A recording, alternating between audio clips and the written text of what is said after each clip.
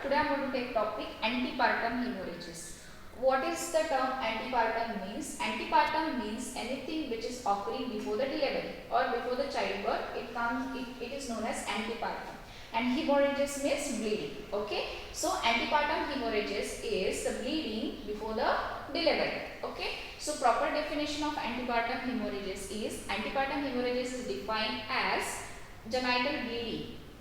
Any bleeding from vagina or from the genital tract in or out that is occurring after the 27 weeks or before the delivery. Okay, means 27 weeks means 7 months and before the delivery. In these 2 months, if the bleeding occurs, that is called as antepartum hemorrhages. Okay, so there are many causes of antepartum hemorrhages. In that, first cause is placental cause, second one is unexplained, and third one is extraplacental cause. Okay, so we are going to see these three causes. What are they? So in placental bleeding the cause is related with the placenta. Okay, so related to the placenta there are two types. One is placenta previa and other one is abrupt placenta. In placenta previa, this placenta is not attached to the upper segment but to the lower segment. Okay, so this is the first cause of bleeding. In abrupt placenta, the placenta is abrupt, means the placenta attachment is not proper. Okay, so that is called as abrupt placenta. Third one is unexplained. In unexplained, it is 25%. That is, it may be related to the placenta or it may be related to the uterus where some lesions will be there or some other cause will be there which will cause the hemorrhages. Okay. And third cause is extraplacental cause. Okay, extraplacental cause means not related to the placenta, not related to the uterus, but related to the cervix. Okay, if cervix has any polyp, if cervix has any cancer or related to the cervix, any lesion is there or any trauma is there, that causes the antepartum hemorrhages. Okay, so three causes are clear. First one is placenta, that is related to the placenta. Then extraplacental or which is not related to the placenta. And third one is unexplained, which we don't know what is the reason. Okay, that will be related to the uterus or any trauma. Okay. Now, in today's topic, we are going to see placenta previa. Okay, what is placenta previa? So, basic definition of placenta previa is when the placenta is implanted partially or completely over the lower uterine segment, it's called as placenta previa. Okay. So, as per the definition, we have seen in placenta previa, the placenta is attached to the lower segment. Okay, if the placenta is getting attached to the lower segment, it is called as placenta previa. Okay, as we know that antepartum hemorrhages, 1/3 cases of bleeding is from placenta previa. Okay, so what are the theories or what are the cause of placenta previa? We will see. Exact cause of this placenta previa is not known. How the bleeding occurs and things we don't know. But there are some theories which are put on and we will see what are those theories. Okay, according to that, first theory is dropping down theory. Okay, if the fertilized egg is not properly attached to the upper segment, it get brought down and it get attached to the lower segment. Okay, so this is the dropping down theory in which the fertilized egg is dropped down into the lower segment, it get attached and the placenta previa is developed. Okay, second cause is persistence of chorionic activity. Okay, if the chorionic activity, what is chorion? The outer covering of the fertilized egg is known as chorion. Okay, if that chorionic activity is hyperactive, if the motion of that chorionicity is hyperactive, the fertilized egg get attached to the lower uterine segment. Okay. Third cause is defective decidua. What is decidua? The endometrium of the pregnant uterus is known as decidua. When the fertilized egg get embedded in the endometrium, it becomes the decidua. Okay. If this decidua is not proper, if it is defective means not having the proper nutrients, then what will happen? The fertilized egg will start having nutrient from other things. Okay, other parts. Okay, so basically implantation should occur in upper segment, but if the decidua is not proper, it will get nutrient from this lower segment. Okay, so defective endometrium is also one of the cause of placenta previa. And fourth one is big surface area of the placenta. If the placenta surface is very big, instead of attaching to the upper segment, it will get attached to the lower segment. Why? Because of the gravity. If the surface area is big, it's not going to get attached upper. Okay, it will get attached to the lower. So, if the big surface area is there, or as in twins may enter into the lower segment. Okay, if in which conditions big surface area is there? In the conditions of twins. Okay, we have big surface area because 2 chorion 2 embryon will be there. So in that case also the attachment will be in the lower segment and placenta previa will develop. Okay, so these are the 4 causes.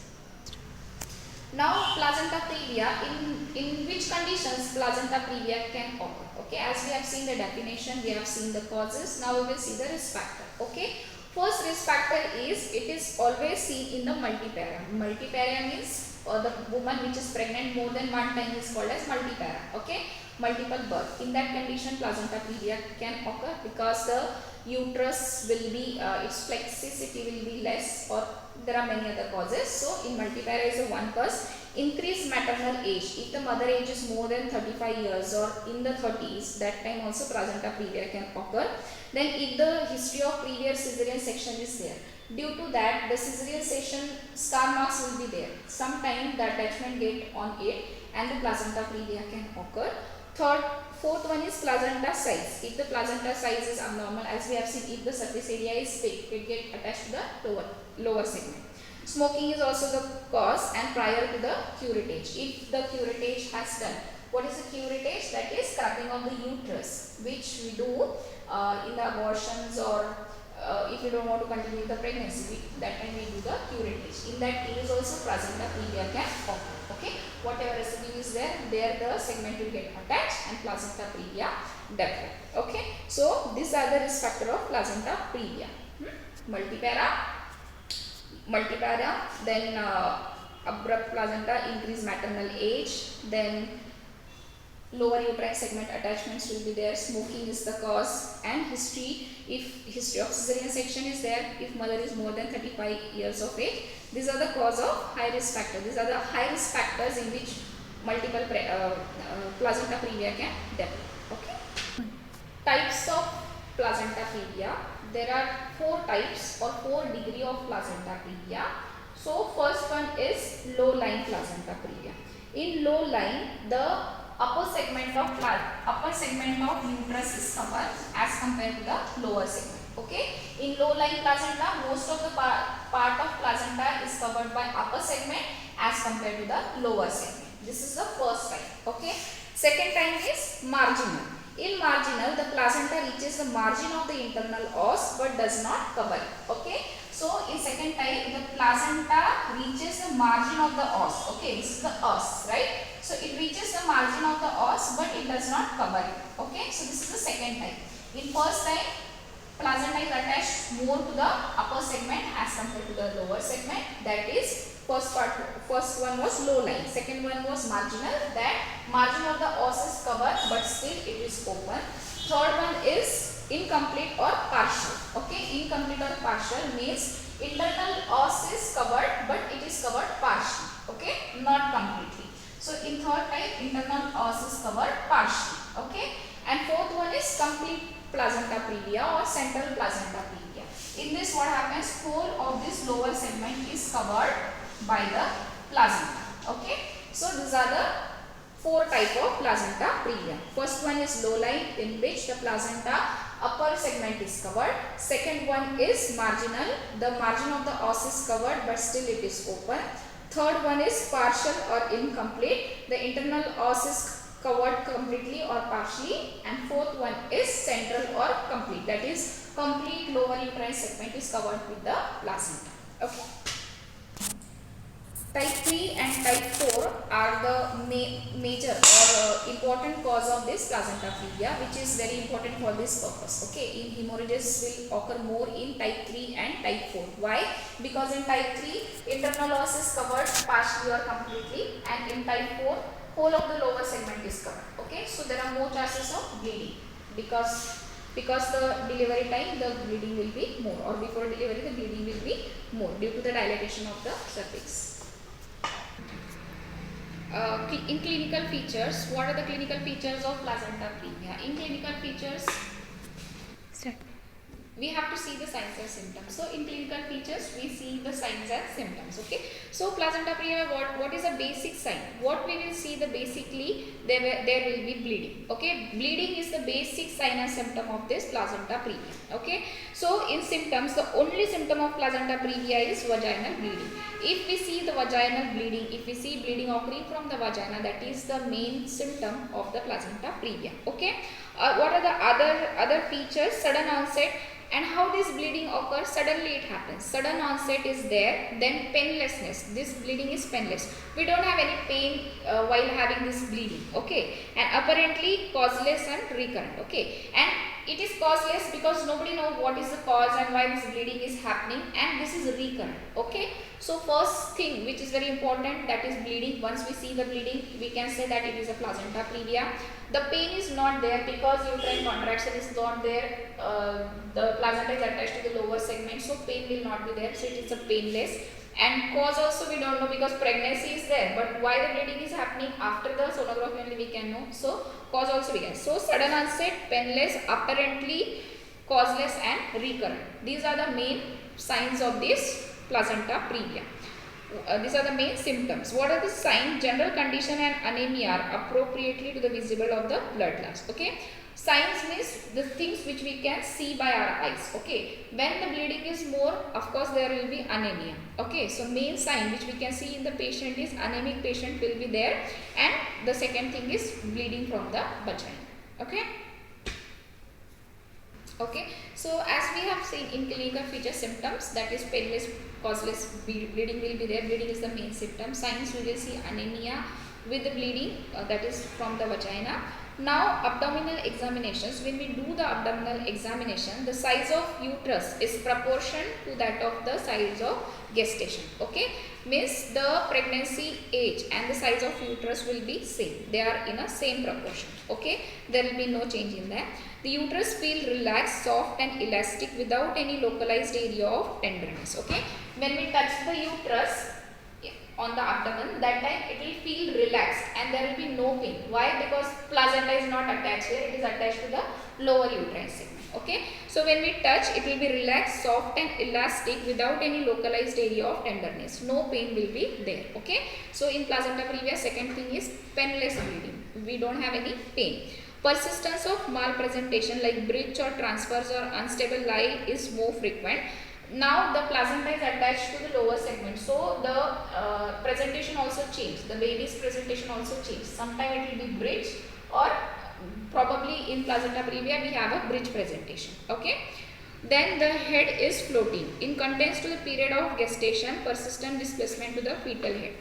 Probably in the last stage of pregnancies, the head get attached in the lower segment. Okay, but in placenta previa, the head will be floating. Why? Because head can't attach to the lower segment because placenta is there. Okay, so in abdominal examination, we can see the head is floating. Okay, then fetal heart sound. Probably we can hear the fetal heart sound in the lower uterine segment. Okay, when we auscultate the fetal heart sound, we can see it in the lower uterine segment. But because of the placenta previa, the presentation of the baby will be changed, right? So the fetal heart sound also will be changed. Instead of hearing it in the lower segment, we can hear it on the upper segment. Okay. So this is also, these are the abdominal examination by which we can say it is a placenta previa.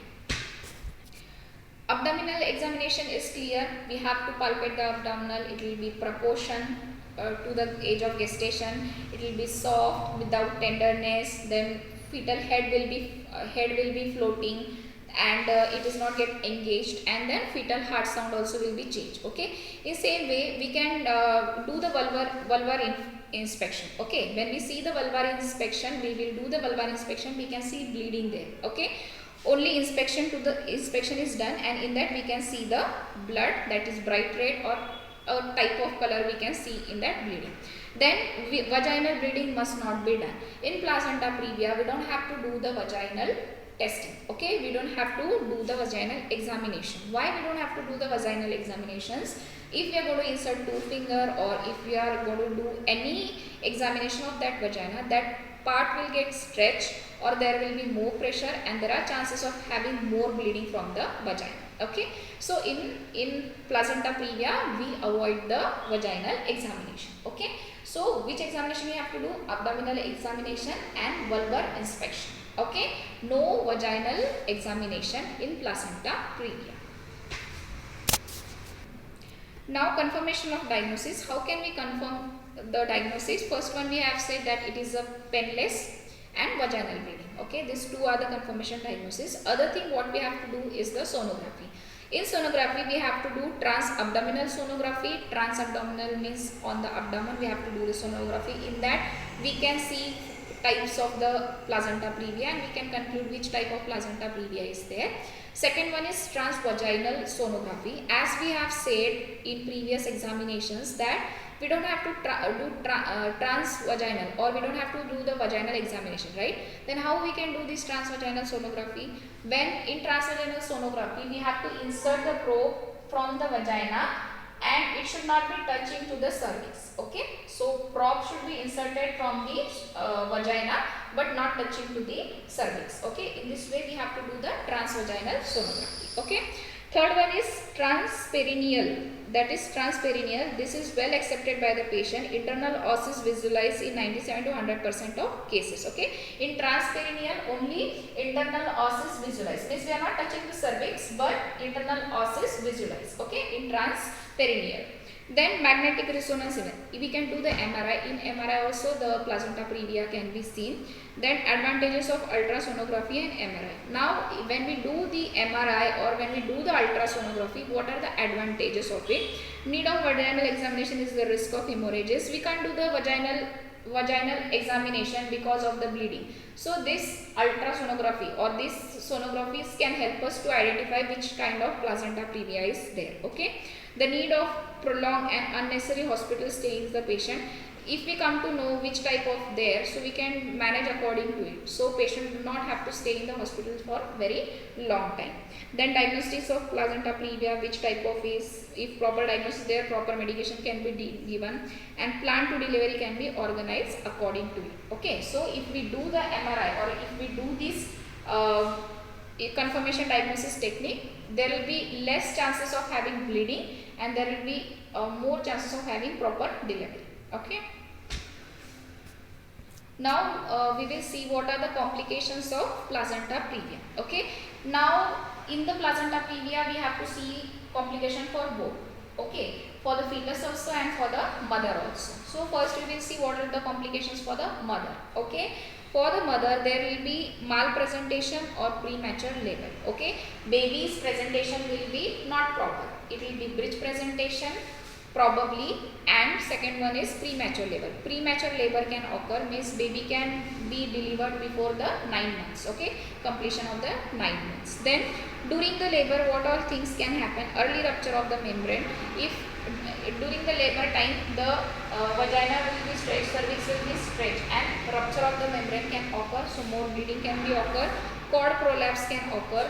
The placenta will get side and that cord whatever is there that can be prolapsed. Okay, so these are the one more complication of cord prolapse. Then slow dilatation. Dilatations will not be very fast. As in normal labor the dilatations are clonic and tonic. Okay, and it occurs in one rhythm, but in placenta previa that rhythm cannot be completed because placenta is attached to the lower segment. Okay, so during the labor slow dilatations of the cervix due to the attachment of placenta to the lower segment can occur. Then intrapartum hemorrhages. Okay, intrapartum means during the parturition hemorrhages can occur which can be seen in amniotic fluid and that can affect the child. Okay, then increased incidence of operative interference. We can't do normal deliveries in the placenta previa, so there are chances of cesarean section which is increased. Then postpartum hemorrhages is due to the imperfect reactions to the lower uterine segment, lower surface area of placenta with atonic uterus and cochlea-acosis with the placenta previa areata. There is serious complications may be cause of maternal death. Okay, so placenta previa can cause the death of the mother also. Okay, and retention of placenta. Other causes retention of placenta. Placenta will not be detached properly and it will be retained in the uterine segment. Okay, so these are the complications related to the mother. First of all, malpresentation will be there, then